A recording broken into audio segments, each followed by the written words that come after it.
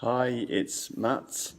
I am going to do a talk about junior injury prevention. So there are 10 ways you can reduce your injuries in your children, and not necessarily if they are sporty. So the last week and the next few weeks, I will be doing some videos on junior injury prevention, something I'm very passionate about, because when you get injured as a child, the risk of injury in the future is much greatly increased. So if we can reduce some of these potentially preventable injuries, then it's better for the future. So I'm going to talk to you about these 10 ways that you can reduce injuries in your children. And I'll go through them now, and then I will list them at the end, and I'll put them in the notes below so you can see what they are. So number one is sleep. Now, sleep is key for adults, but also especially for children, because they're growing. Their minds and brains are taking lots of different information from school. They're learning lots of new skills, and their brains are able to take on so many new activities and skills that it's important they rest so their brain can actually process this information. So we tend to say between the age of 6 to 13 years old, you should be getting about 10 hours sleep. If you're 14 to 18, it should be at least 9. There's people that can, function on less, but I encourage, more sleep the better, because that just allows your body to fully recover and be ready for the next day. So sleep is number one. Number two is diet. Diet is key to regeneration of tissue. So if you've trained, it's important that tissue then is able to adapt with the right foods. Also, if you give your body the right foods, it will not fatigue as much when you play, and fatigue has a huge impact into injury. You tend to make worse decisions, and your muscles and body aren't able to cope with certain demands. So eating the right foods, the 5 a day, and eating the right balance of protein, carbohydrates and fats is really key.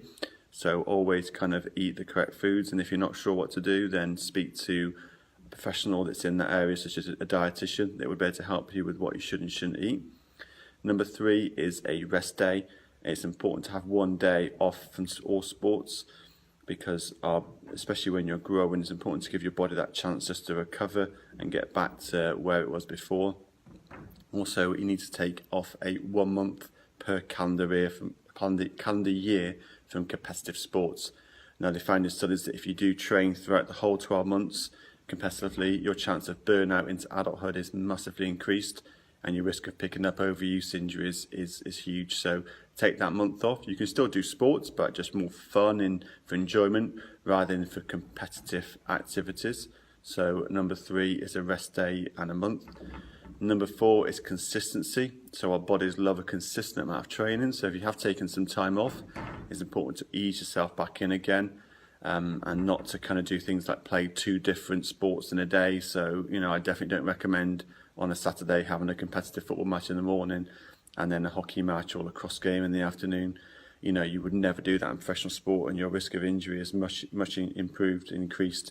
That younger athletes can cope with certain things for a certain period of time, and then things start to go wrong. So, it may be a big game, maybe a big tournament, but you need to pick which one is the best one to do, because doing both is it's not ideal, and it's not something I would ever recommend.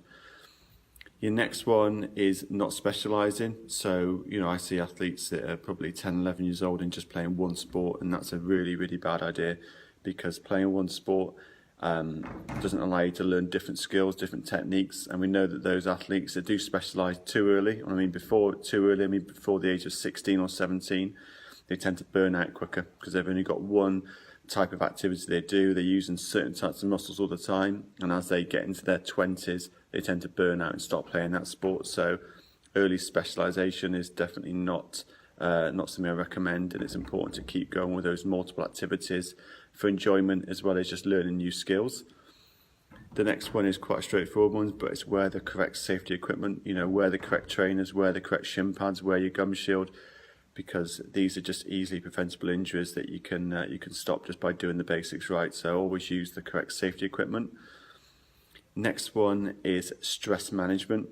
So they found that during periods of exam stress, your chance of injury is greatly increased, and that's partly due to the fact that you're not going to be sleeping as well. Your mind's obviously on your exams, so I would seriously consider not being involved in any competitive sports during those high stress exam periods. I think sport is a great outlet if you are stressed, but I think something that's very competitive when your body is and your mind's on something else, it's quite a risky thing to do. So it's definitely something to consider, that have ways that you can de-stress, relax during those periods of stress so that your body can kind of find a balance. Next one is preventative exercise, and that's something that I'm really key on. There's lots of exercises you can do, such as balance exercises to reduce ankle and knee injuries, hip and knee stability to reduce knee injuries, core stability for performance. So there's some key areas that you can work on that actually can make you more resilient to injuries. And I run a program called PhysioCore based in Bowden Hockey Club, where we have sessions on a Monday and a Thursday where we go through these techniques and get people moving better, get them more resilient to injury. So that's my next one, is preventative exercise. Number 9 is quite simple, but it's your warm-up and your preparation. So it's how you get yourself body prepared, how you get your tissues warm, how you get your mind prepared, because if you go into a session and your body's prepared, you're less likely to make bad decisions, get yourself into bad situations and tweaking and spraying things. So definitely warming up and preparing is key. And then the final one, number 10, is your cool down. And I want you to think about the 3 R's of recovery. So it's refuel, rehydrate and rest. So they're your 3 things you need to do, and they're the key.